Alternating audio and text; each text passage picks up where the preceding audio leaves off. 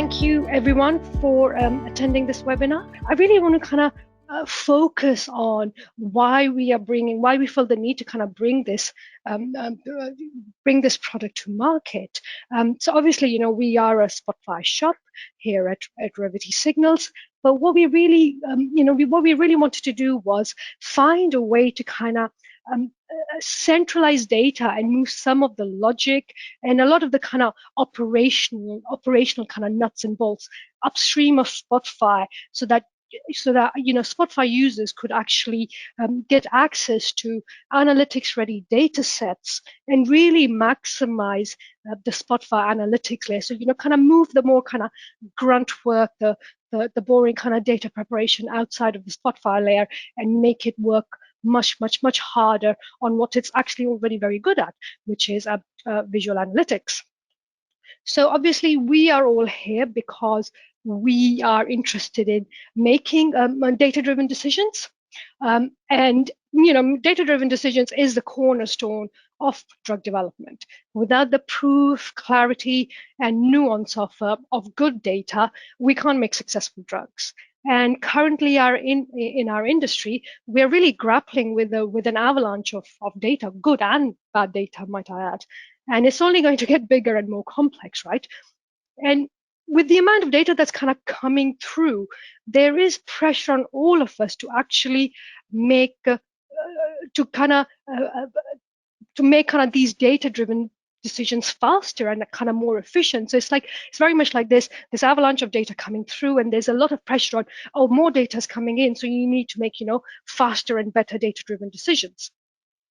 But the challenge with that is that in order to do that, the right person needs to access the right data at the right time in the right format, and the whole kind of data pipeline needs to kind of be looked at right through, from collection of data to kind of preparation of data to the analysis and the eventual insights. So the whole data pipeline needs to really be taken into account now, and things can't be done independently in silos. It can't just be about kind of data collection and then someone else kind of prepares the data. You really need to look at the whole landscape.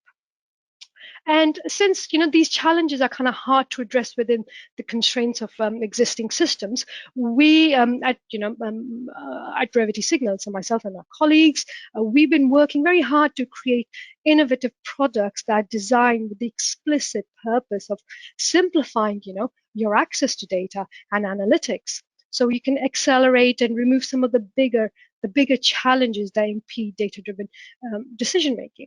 And we've been trying to address this right across the drug development pipeline, right from the formulations and small molecule and large molecule research to testing, safety, the operationalizing of the full kind of pipeline, and then clinical research and eventually pharmacovigilance as well. So we really want to kind of look at the whole gamut with our kind of Signals platform and Spotfire. So analytics, Spotfire analytics is arguably actually where most of the the interesting action is happening. This is obviously where Spotfire comes in and really helps us slice and dice data in a myriad number of ways. And Spotfire is phenomenal at it. It's Spotfire can do a lot.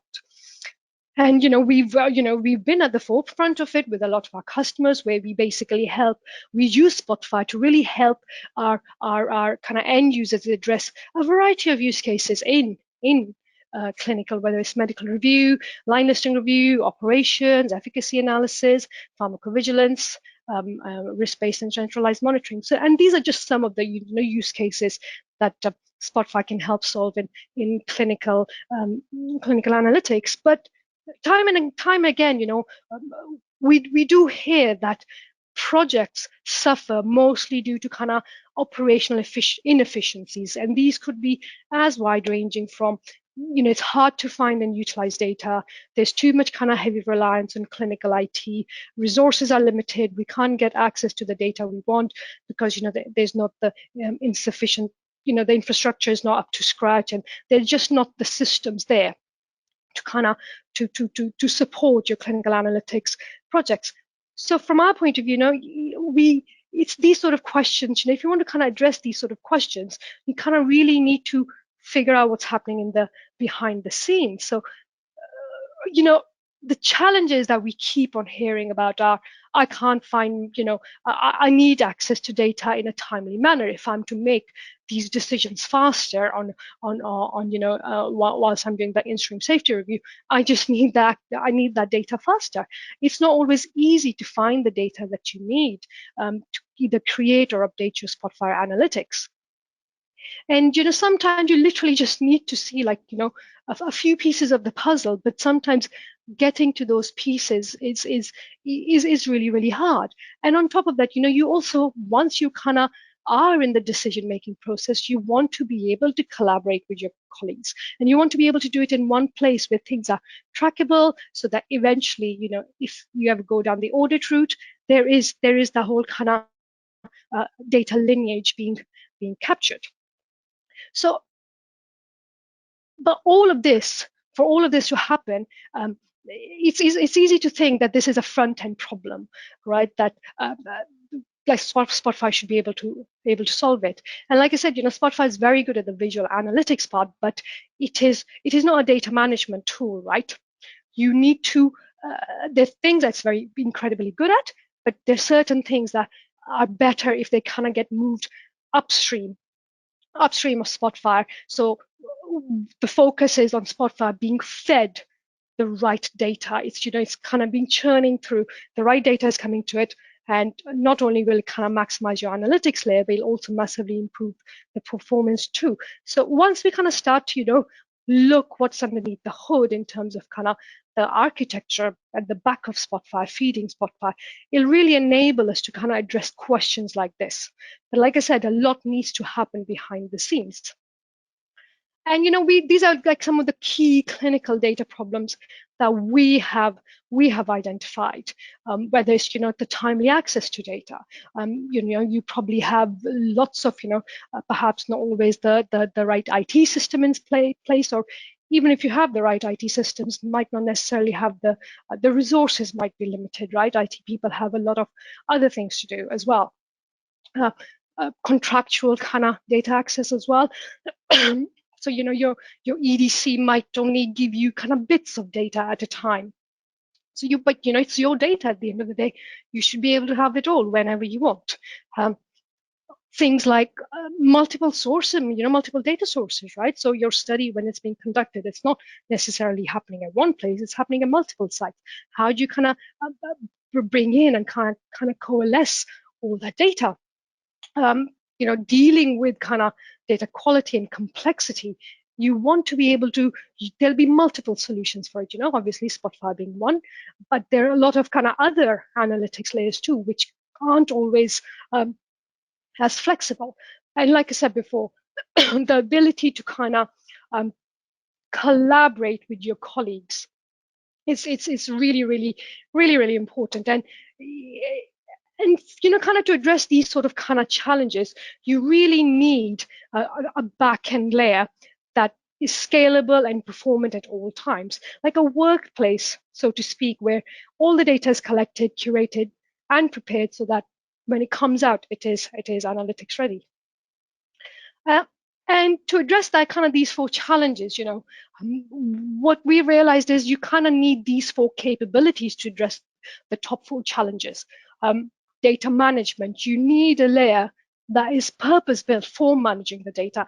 And by managing data, I don't just mean, connect to sources, bring in files, and kind of just store them. It's a data management layer has got to be more than that. It's got to be somewhere where you can actually put some logic on your data. You can kind of add some structure to your data. You can prepare your data. It can't just be, bring it in and dump it there. Because if you don't structure your data properly, you are not able to search it effectively. And if you can't search it effectively, you are not able to access it properly. And if you can't access it properly, your analytics are always going to be on the back foot. And if your analytics are on the back foot, it might not necessarily give you the right tools that you need or the right questions you need to ask to be able to collaborate effectively with your colleagues. So in order to kind of, address these these challenges, these are the four kind of capabilities we have brought into the fold, using some of the state of the art kind of SaaS technologies. And by SaaS I mean software as a service, not SaaS datasets. So using software as a service technologies, we brought in the ability to address all of these kind of four key components in Signals Clinical. Now we've already, you've been using Signals technologies in our research use cases, whether it's Inventor, Vitro Vivo, so on and so forth. And now it's, we brought it into clinical, so whereby you have the ability to make kind of reproducible decisions in a centralized analytics platform. And within those four capabilities, you've got these kind of three overarching themes, so to speak, that need to be addressed. The first theme being ability to kind of harmonize and search data. If you don't harmonize data, you can't effectively search data. That's just a given. I know there's a lot of kind of tools out there where like, oh, just query it, and or you can pull data from this layer. But the thing is, to do that, you have to be a programmer. And not everyone is a programmer. I'm not a programmer, right?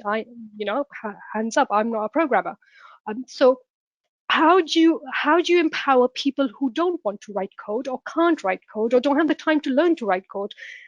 But the same people who are the end users of that data, how do you empower them to be able to search data that they need in a self-service manner? And then, kind of configurable analytics and workflows as well. So you want to retain the flexibility of Spotfire and create and, kind of feed data into your maybe current templates, Spotfire templates, or new templates. For example, if you have a new study, you want to search it from scratch, you get the data you need. And then again, like I keep on saying, collaboration. You want it all to be happening in one ecosystem. And this is where Signals Clinical comes in and is our new end-to-end data science platform. But the one thing we're doing with Signals Clinical is we are keeping it fair. And what do I mean by fair? So fair is basically a set of guidelines that have been used for a while in actually research. And what fair means is your data needs to be, your data, for it to really give you the most benefit, it needs to be findable, it needs to be accessible, it needs to be interoperable, and it needs to be reusable.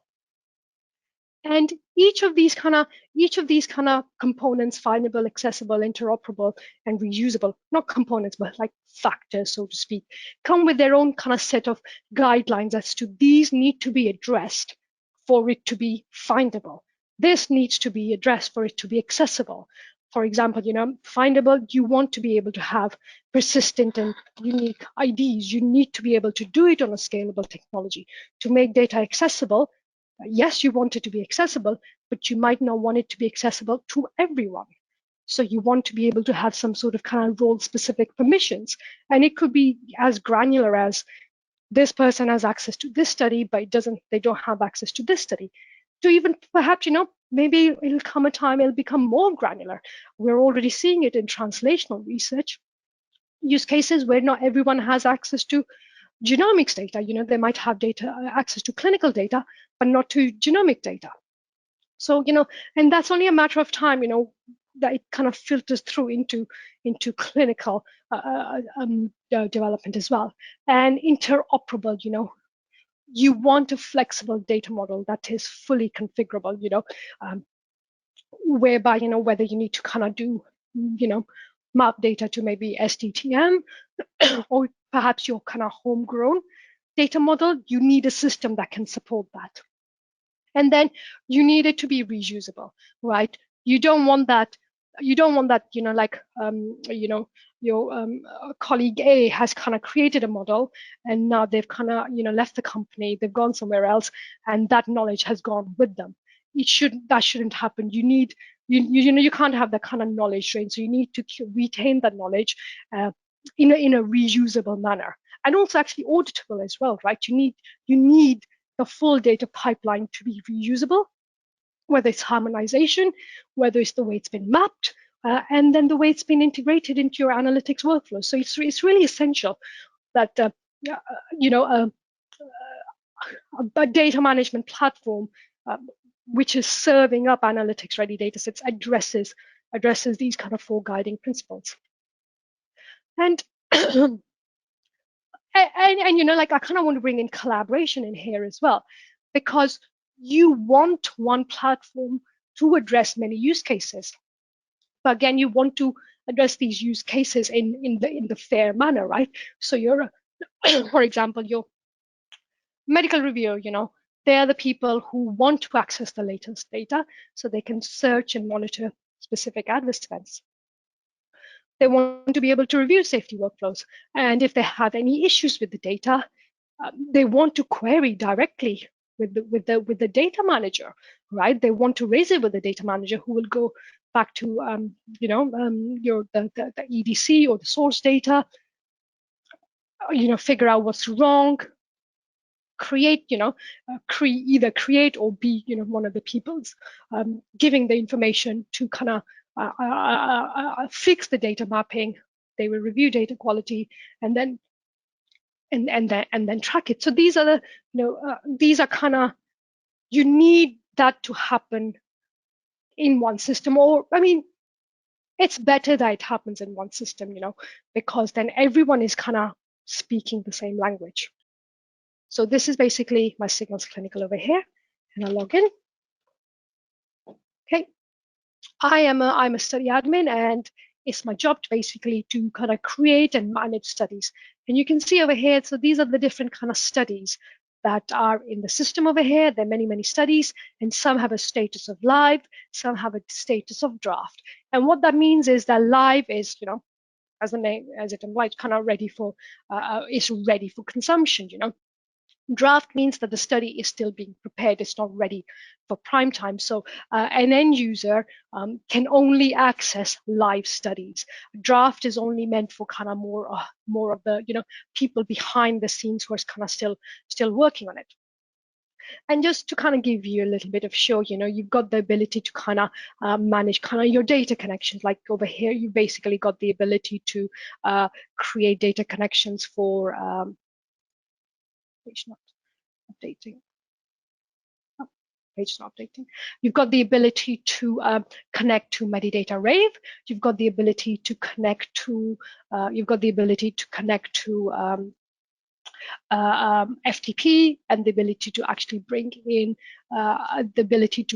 data from local files. So let me show you a new project. How to create a new project. If I want to create a new project, I'm going to basically say Simone test September 13 Spotfire webinar. So this is my study name, right? It's a bit kludgy, but it is what it is. So over here, I've got my study, and it's basically, showing me different cards as to what is going on. So there's nothing in the system, you've got to give it instructions, right? So now I need to basically add files. So this is, when you're just setting it up, right?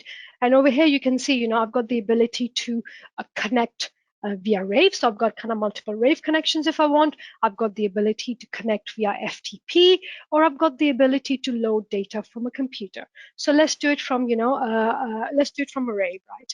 Let's choose a study that we have access to. Let's say we have this study that we have access to, and I'll just add kind of, DS, for example. I'll add file over here from DS, a disposition file. This is just to kind of show you guys different connectivity. And the next I want to do is maybe I want to upload something from a computer. So you can see over here, it has the ability to take in CSVs, text files, Excel files, and SAS data sets as well. So over here, all I need to do is basically kind of do a drag and drop. So I will do AE, for example, over here. And, I might even add, let's say, demographics over here. And I will add demographics as well.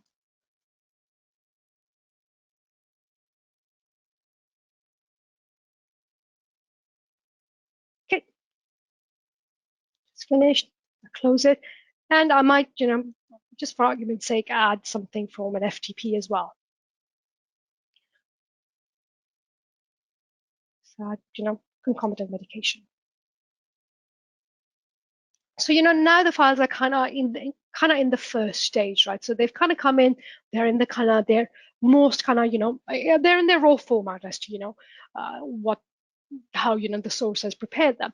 And now I kind of need to map them now.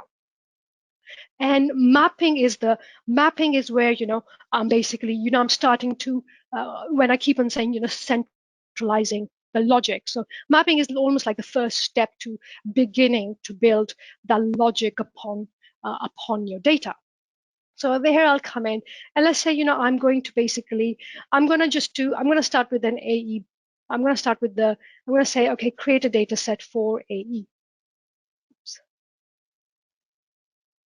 And what it's doing is it's basically now telling me, okay, I'm bringing this in, and now you can you need to do something with it now. So it's basically telling me what's the click to map. So until I'm mapped, you can see that everything is off, nothing can be done.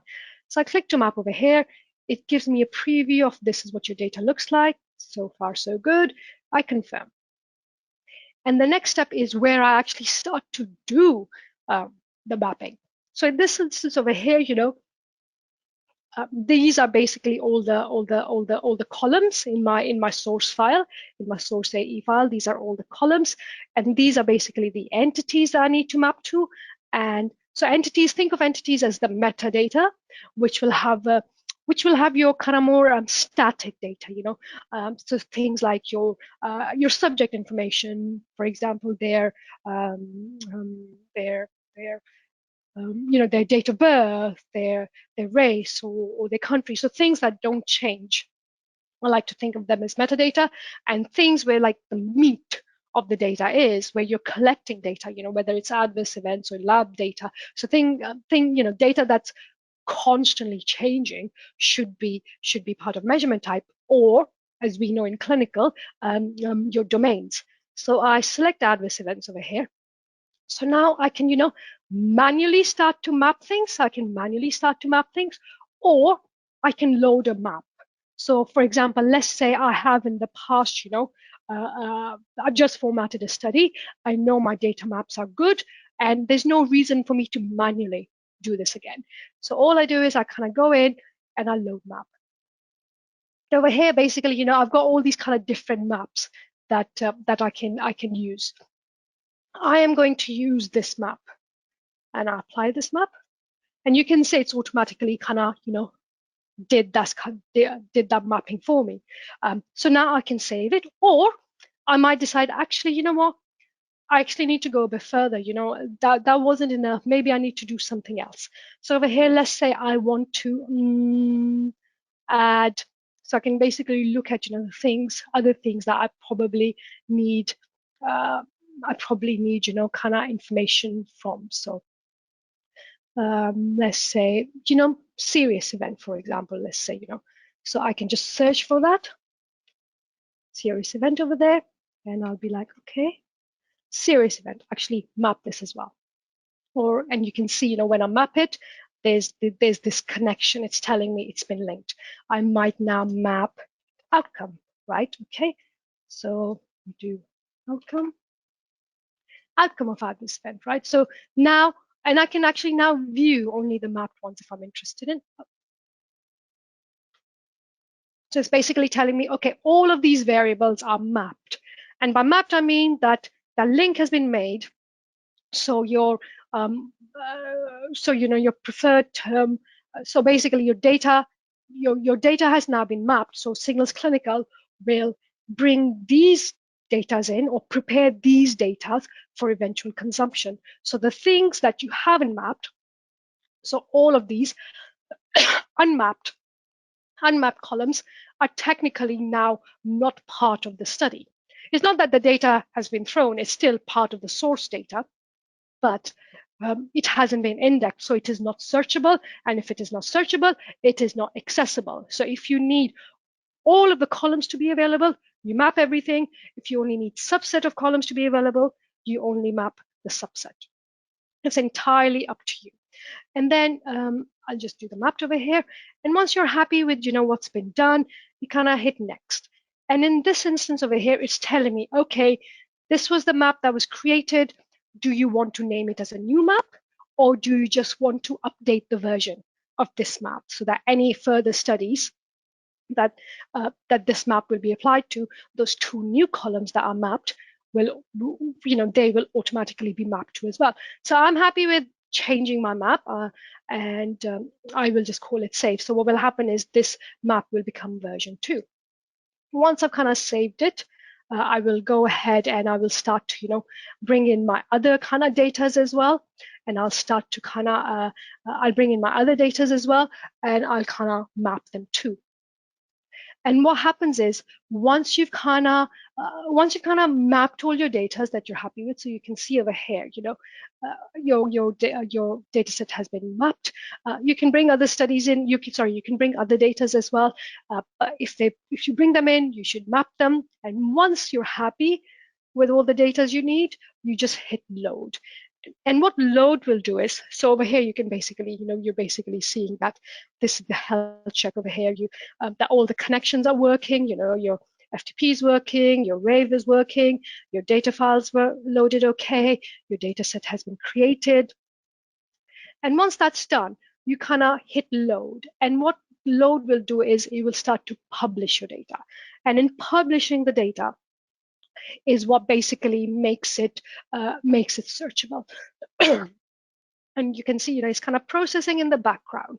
And once this is done, and once this has gone live, I'm able to search for, AE events in this particular project.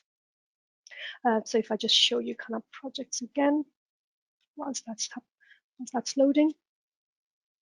So you can see, you've got things that are live, things are in draft, and you can see my one is still loading, and that's fine. But once you basically got this, once you've got your project as live, you can actually further do like a cross-study search as well. And this is quite like, powerful thing within Signals Clinical. You can search across your whole portfolio, and for cross-study analysis or for whatever purposes, right? So right now, what it's telling me is I've got 10 studies that are live. Obviously, you saw a lot more studies, but half of them are in draft because they're being prepared, or for whatever reason, right? So I've got access to 10 studies, and across those 10 studies, these are the different kind of measurement types they have been mapped for. So now, I can go in, start to basically search across different studies. Say, I want to search for, I don't know, August Guarini test, right? Then let's say I want to search for WRX as well. And let's say I want to search for Zexion Q173. So these are basically telling me, okay, across these 3 studies, you've got that many number of subjects. WRX has that many visits, but no samples have been linked to it. And again, using the same sort of functionality I showed you earlier, you can further start to drill down on this data. You can say, okay, these are the 3 studies I'm interested in. I only want to see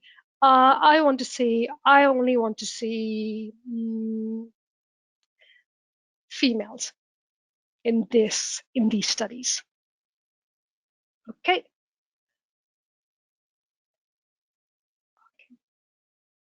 I only want to see females in this study. So it's basically saying, okay, based on the attribute sex equals F, you've actually we can only identify one study who has that particular sex type. And then you can be like, okay, that's fine. I'm interested in these 3. I'm interested in data in these studies with this demographic and this specific adverse event. I don't know. Let's say, let's look at a few click a few adverse events randomly and see what kind of data is being pulled out. So what it's basically doing is it's now started to search across all those 3 studies for females for these particular adverse events. And it's basically saying, okay, we only found one study that has 77 subjects that are female that have one or more of these adverse events. So total 212 adverse events, but some subjects might have more than one.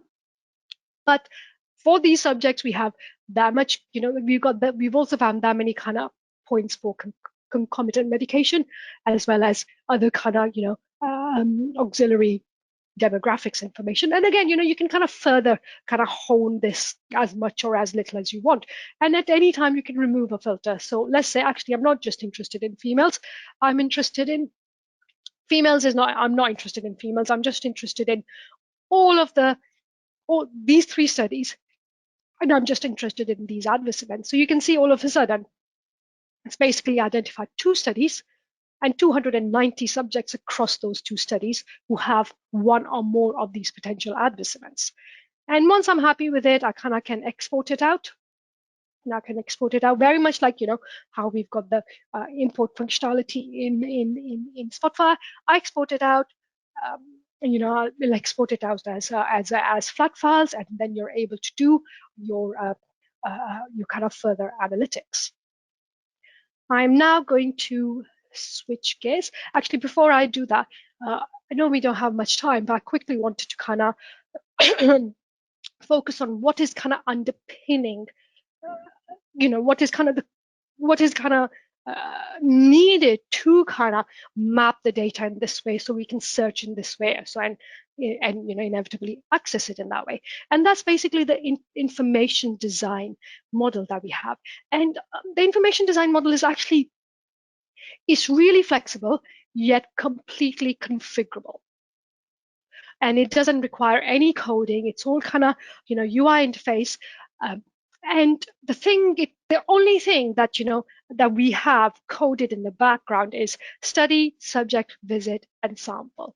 So study inevitably contains subjects. Subjects are associated with visits, and visits may or may not be related to samples. So this is where you kind of store your kind of meat of your metadata, so to speak. And like I said before, the actual kind of data you'll take action on, the actionable data, is obviously the clinical domains, or what we are terming measurement types over here. So each measurement type, if you wanted, you could have a completely clean system. What we have done is we have kind of propagated Signals Clinical with SDTM. The most recent SDTM clinical domains and the associated variables. So you can see over here, we've got most of the clinical domains uploaded as a measurement type, and each one has its own different attributes. And that's not to say you can't kind of create your own. You can create your own at any time you want. Let's say, for example, I want to create AE adverse event oncology, right? And I need to link it to something, right? So you need to kind of link your measurement type to a metadata, which is, let's say, subject in this case over here. And over here, you'll start to then add attributes. Of course, this adverse event, even though it's oncology, you want majority of the adverse event measurement type in here. So let me just say what the adverse event measurement type is. And I'll show you how easy it is to actually so in adverse events over here, let's say, these are some of the new ones I'm interested in. So I might add, that's fine. I might add different, so basically these are a list of all of the different variables or attributes, as we call them, stored in the system. I'm interested in severity intensity. Apply. I might be interested in, let's say, body system or organ class, right? I might be interested in category, for example. Category. I might be interested in something specific, for example, to cancer. Let's say, tumor size. Create new attribute. Now I've kind of created new attribute. So now what will happen is tumor size as an attribute is only available in the adverse event oncology. It is not available in the other adverse events. So it won't be, as you can see over here, it is not available in the standard adverse event. So this is how you can kind of keep on creating as many measurement types as you want. You can have, just one large one called adverse events and put all your attributes in there, or you can have multiple based on the different therapeutic areas. There's still kind of, a lot of stuff happening in the background, but I obviously don't have much time to go into all the details. So I'm going to switch gears and go back to my presentation. Hopefully you can all see it. Okay, so yes, we can see it. Okay, perfect. Thank you, Chris. So in the demo over here, I kind of show you how to kind of do the in order to get kind of harmonized and searchable data, and do it in kind of a self-service manner, how you can easily do it in Signals Clinical. You can get data being fed to you by FTP, metadata rave, flat files, you connect it, you import it, you unify it, and you access it, and then you access it for to pre-built workflows like I showed you, funnel it into a workflow you've already done, or create your kind of own kind of analytics layer. And actually, one thing I didn't mention when I was setting up the Signals Clinical project is that once you've actually, set up your data, you've done with all your data sets and stuff, you can actually set up a schedule. So for example, you want to do, let's say, nightly refreshes on the data because your source data is changing. And once you've set that schedule, so anytime your source data is changed, whether it's in Rave, whether it's in FTP, the whole pipeline, like bringing data in, mapping it, and then publishing it, will be done behind the scenes. It's just a matter of setting it once, and then you just completely automate it, and it just does it for you in the background. You kind of access data to either get your pre-built workflows or your customizable analytics. And again, it's again to kind of, we want to be as flexible as possible because we know there's more than one type of user. There's different flavors of users, right? Some want to use existing workflows. They're happy with it. They're like, I've got a theme going, let me do this. I'm cool with it. But then you might also have people who actually want to build their own custom analytics, but they want to be able to get the data really, really quickly, right? And not just get the data, like, do cross study on the data, or filter down data to something really specific that they're interested in. But both of the layers will help you kind of get to the ability to do line listing, so you can record and communicate decisions in kind of one collaborative platform. So it's basically you could have multitude of different roles. Standard, what happens is data comes in, data manager checks the quality, your biometrics will prepare the data, whether you're a medical reviewer or ops manager or safety analyst, you will analyze the data, and you will also then review or record decisions on the data. And if you have any issues, you will communicate that back to data management, and it's their responsibility then to further kind of respond to issues via either they go back to your kind of source EDC and address it that way, or perhaps they might be in a position to address it without going into the source. But the main thing is that Signals Clinical is that kind of back-end layer to Spotfire, which will basically which kind of acts as a single point of access for all your kind of clinical data and funnels through data so that you can utilize kind of the visual analytics power of Spotfire, but does it in a kind of collaborative environment to track your medical review, or and do it kind of in a cross-functional manner.